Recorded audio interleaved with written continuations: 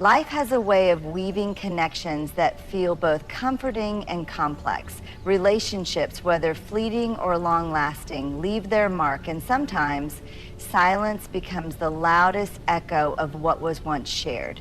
Today, I want to explore why someone might test you after a period of no contact and what it truly means for both of you.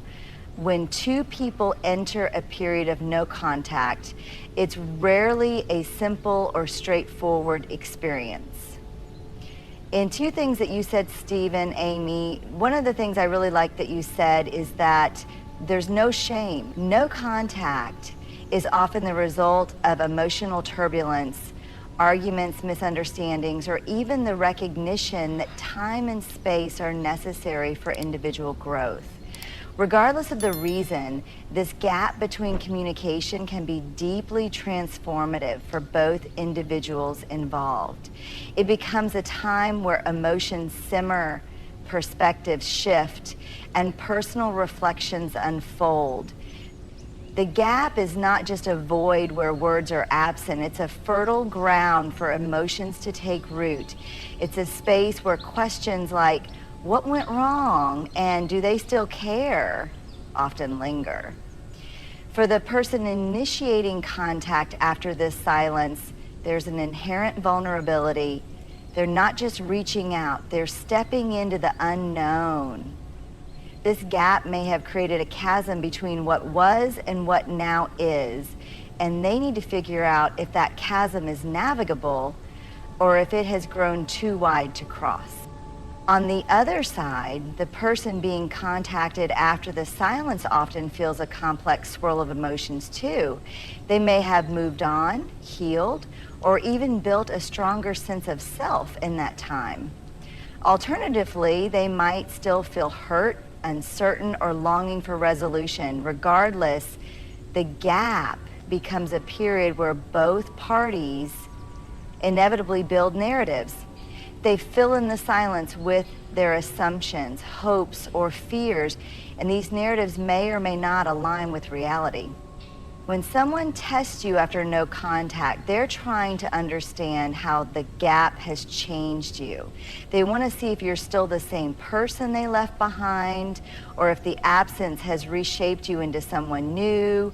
Perhaps they're afraid you've moved on, or maybe they fear they've lost the connection they once cherished. In this sense, their testing becomes less about you and more about their need to find footing in what feels like uncertain terrain.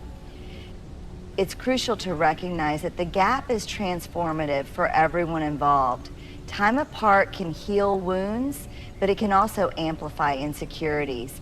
It can create clarity, but it can also stir confusion. Understanding this dynamic is key to making sense of why someone might test you when they return. Their actions are an attempt to bridge the gap, not necessarily because they're doubting you, but because they're doubting whether the connection they remember can still exist in the present. Emotional vulnerability lies at the very heart of why someone might test you after no contact. Vulnerability is often seen as a weakness, but in truth, it's one of the most profound expressions of strength. To open yourself up to another person, especially after a period of silence, requires courage, trust, and an acknowledgement of your own fears and insecurities. When someone reinitiates contact, they are stepping into a delicate space of emotional exposure, and testing you may be their way of shielding themselves from potential pain. To understand this, we must first recognize what vulnerability really means. It's the willingness to show up, to be seen as you truly are, and to risk rejection or misunderstanding. For the person reaching out, this act of testing is often a protective mechanism. It allows them to cautiously explore whether it's safe to invest their emotions again. They might ask probing questions, gauge your reactions, or even challenge your boundaries, not because they want to manipulate you, but because they're trying to protect their heart from further hurt. After a period of no contact, emotional vulnerability is heightened on both sides. For the person being tested, the situation can evoke feelings of confusion, frustration, or even defensiveness. You may find yourself wondering, why do I have to prove myself? Or why can't they just be direct about what they want? These reactions are valid, but it's important to remember that testing often stems from the other person's internal struggles. They may be dealing with unresolved fears. Fear that you've moved on, fear that you no longer care, or fear that the relationship they remember has fundamentally changed. For the person doing the testing, emotional vulnerability can feel like walking a tightrope. They might want to reconnect but feel unsure of how to express it directly. Testing becomes a way to feel out the situation without fully laying their emotions bare.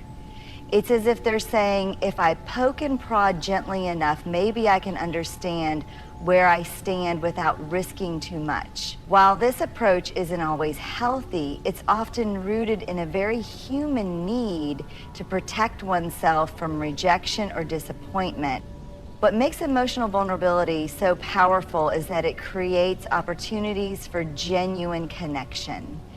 When someone tests you, it's an invitation, albeit an indirect one, to show them who you are now. It's a chance to demonstrate authenticity, kindness, and boundaries all at once. But it's also an opportunity for self-reflection. How do you want to respond? Are you willing to meet their vulnerability with compassion, or do you feel the need to assert your own boundaries more firmly? It's also worth noting that vulnerability is a two-way street. While someone else's testing may reflect their fears, it can also trigger your own. Maybe you're afraid of being hurt again, or perhaps you feel uncertain about the future of the connection. Acknowledging your own emotional vulnerability is crucial. It allows you to approach the situation with honesty and self-awareness, ensuring that your responses are grounded in what's best for your emotional well-being. Ultimately, emotional vulnerability is not about exposing yourself recklessly or allowing others to dictate your worth. It's about embracing the truth of where you are and what you need while respecting the other person's journey. When faced with tests after no contact, remember that vulnerability, when balanced with strength and clarity, can transform an uncertain moment into a meaningful one. By choosing to lead with authenticity, you not only honor your own growth, but also create space for a connection built on honesty, understanding, and mutual respect. In relationships, patterns are like the threads woven through a tapestry. They define the structure, shape the dynamics, and reveal the essence of the connection. When someone tests you after a period of no contact, it's rarely an isolated event. More often than not, their behavior is rooted in a pattern that has shaped your interactions before. Understanding these patterns is key to navigating the situation effectively and deciding whether it aligns with who you are now. Patterns in relationships are formed over time through repeated behaviors, reactions, and expectations. These patterns might include the way you handle conflict, the roles you assume in the relationship, or the ways you communicate and seek validation. Some patterns are healthy, fostering trust and growth, while others may be detrimental, leading to cycles of misunderstanding, frustration, or hurt. When someone re-enters your life after no contact, they don't come back as a blank slate. They bring with them the patterns you both established before the silence. Testing, in this context, is often an attempt to see if those patterns still hold true.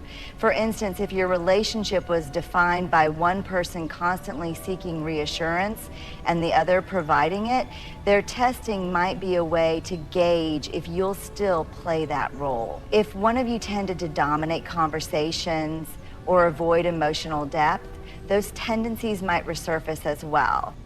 Recognizing these patterns gives you a tremendous amount of insight. It allows you to see the situation not just as an isolated moment, but as part of a broader narrative. You might ask yourself, Does this behavior feel familiar? Am I being drawn into a cycle I've seen before? Have I grown in ways that make this pattern less appealing or sustainable for me?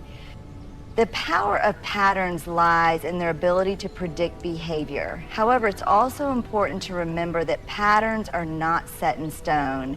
They can be broken, reshaped, and replaced with healthier dynamics if both people are willing to put in the effort. This is especially true after a period of no contact, which often serves as a reset button.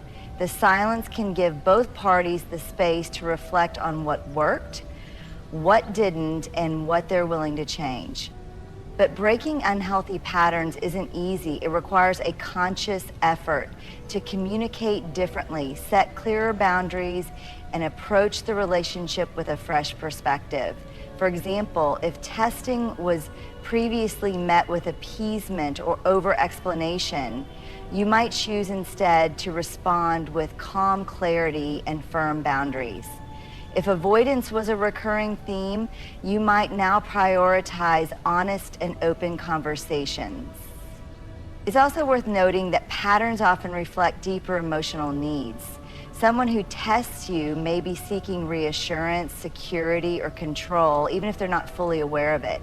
By identifying the underlying need, you can decide how or if you want to address it. Sometimes the healthiest response is to set boundaries and protect your own emotional well-being, especially if the pattern feels toxic or unsustainable. However, not all patterns are negative. Some might remind you of why the connection was meaningful in the first place. For example, if your dynamic was built on mutual support and respect, testing might simply be a way for the other person to reconnect with those positive aspects. In these cases, acknowledging the pattern can help you strengthen the bond in a way that feels authentic and affirming. Ultimately, the power of patterns lies in their ability to illuminate the past and guide the future. By understanding the dynamics that shaped your relationship before no contact, you gain clarity about what you want to carry forward and what you're ready to leave behind. Patterns can teach you about yourself, your triggers, your strengths, and your boundaries. They can also serve as a reminder that while the past shapes us, it doesn't have to define us. With awareness, intention, and courage, you can step into any situation with the confidence to create a connection that aligns with the person you've become. When someone tests you after a period of no contact, their behavior often reflects more than their immediate intentions or insecurities. It acts as a mirror. This mirror not only reveals their emotional state, but also provides valuable insights into your own growth, boundaries, and priorities. Understanding this dynamic is key to navigating these tests with clarity and purpose. At its core, a test is rarely just about you. It's often a projection of the other person's internal fears, hopes, and uncertainties. When someone re-enters your life, they might test you to gauge where they stand or to validate their assumptions about the connection you once shared. They might ask loaded questions, make ambiguous comments, or observe your reactions to see if the dynamic feels familiar. This behavior is a reflection of their inner dialogue. Are we still the same? Has anything changed? Do I still matter to them? In this way, their testing is like a flashlight shining on the parts of themselves that remain unresolved. It reveals their insecurities, perhaps fear of rejection, guilt over the silence, or uncertainty about how to rebuild trust. For example, a person who tests by acting distant might be trying to protect themselves from potential disappointment, assuming you'll reject them first. On the other hand, someone who pushes boundaries may be seeking reassurance that you still care or that the connection holds the same importance as it once did. However, the test isn't just about their reflection. It also becomes a mirror for you. How you respond or choose not to respond sheds light on your own emotional state and personal growth. These moments of testing can reveal whether you've moved forward, healed, or developed healthier boundaries during the time apart. For instance, if their testing triggers frustration or defensiveness in you, it might indicate unresolved feelings or a need for stronger boundaries. If you find yourself tempted to over-explain or accommodate their behavior, it might highlight patterns of people-pleasing or a fear of conflict. Conversely, if you're able to respond calmly and authentically, it's a sign that you've embraced a sense of self-worth and clarity about what you want in relationship. The mirror of testing also challenges you to reflect on the past patterns of your relationship. Did you often feel the need to prove yourself or validate the other person's emotions? Did you tolerate behavior that made you uncomfortable to avoid confrontation? These tests are an opportunity to pause and ask, am I still operating from old habits? Or have I grown into someone who approaches relationships with greater self-awareness and confidence? In many ways, testing becomes a pivotal moment of choice. You have the chance to decide whether to re-engage in old dynamics or establish a new foundation based on mutual respect and understanding. Recognizing the test as a mirror can shift your perspective from one of frustration to one of empowerment. Instead of seeing their behavior as a challenge to overcome, you can view it as an invitation to reaffirm your values and boundaries. It's also worth noting that mirrors don't lie, but they don't always show the full picture. The reflection you see in someone's test is only part of the story. While their behavior may reveal their fears or desires, it's important to approach the situation with empathy and curiosity rather than making assumptions. Ask yourself, what might they be feeling right now? How can I respond in a way that's authentic to me, but also compassionate toward them? Remember that not all reflections need to be engaged with, just as you wouldn't stand in front of a cracked or distorted mirror and expect a true reflection. You don't have to internalize or respond to every test. Some behaviors might reflect their issues more than yours, and it's okay to step away from dynamics that feel unhealthy or draining. The test as a mirror is a powerful metaphor for relationships because it emphasizes growth and self-awareness.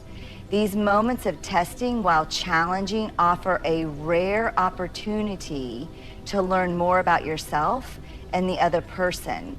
By approaching these situations with intention, you can navigate them in a way that strengthens your sense of self and, if appropriate, rebuilds the connection on a healthier foundation. After all, the most meaningful relationships are those where both people can look in the mirror and see reflections they're proud of. When someone tests you after a period of no contact, it can feel unsettling. Their behavior might leave you questioning their intentions, the state of your relationship, or even your own emotions.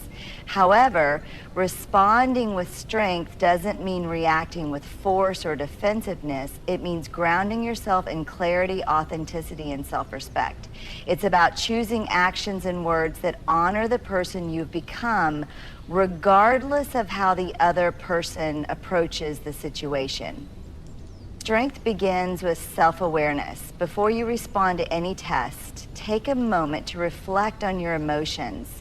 Are you feeling hurt, confused, or frustrated? Are you tempted to prove something, explain yourself, or win their approval?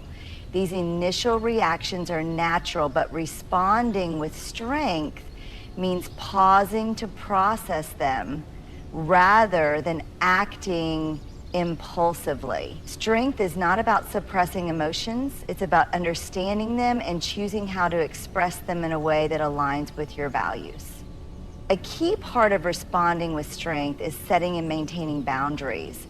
Tests often push the limits of your comfort zone, whether it's through probing questions, ambiguous comments, or behaviors that challenge your sense of security.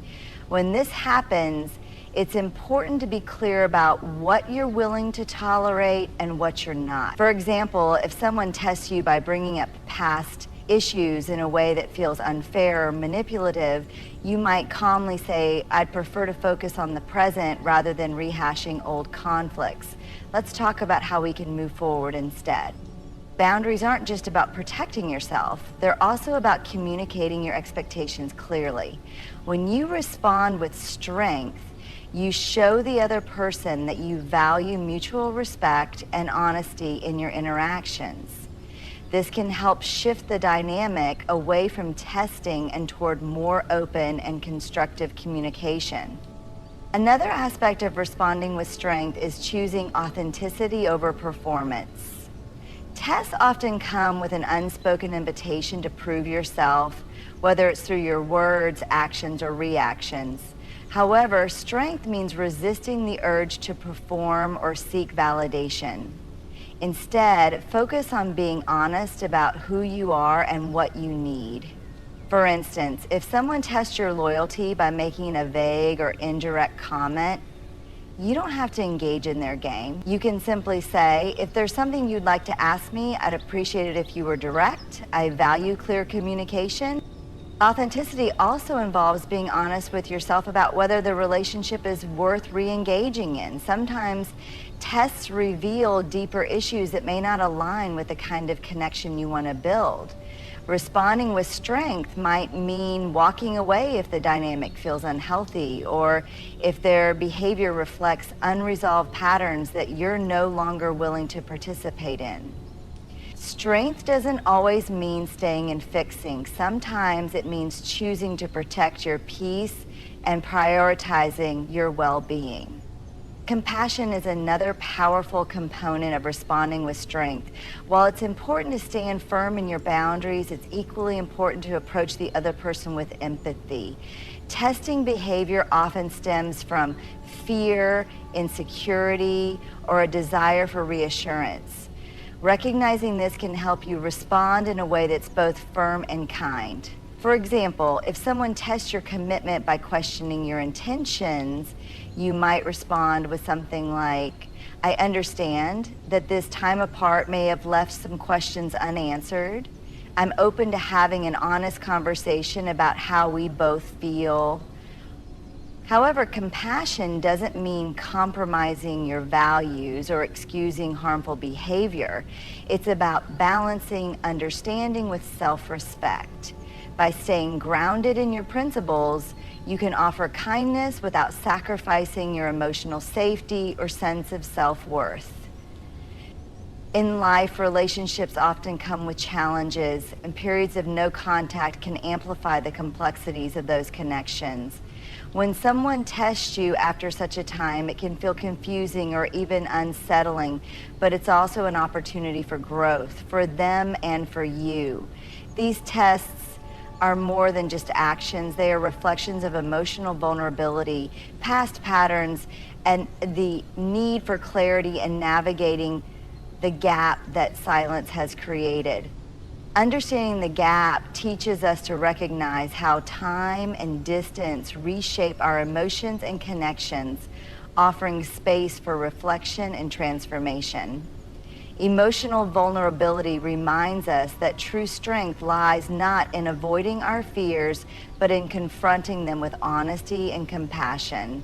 The power of patterns reveals how past dynamics continue to influence the present, giving us the insight to embrace healthier behaviors and break cycles that no longer serve us. The test, when seen as a mirror, challenges us to see ourselves clearly and act in alignment with our growth and values.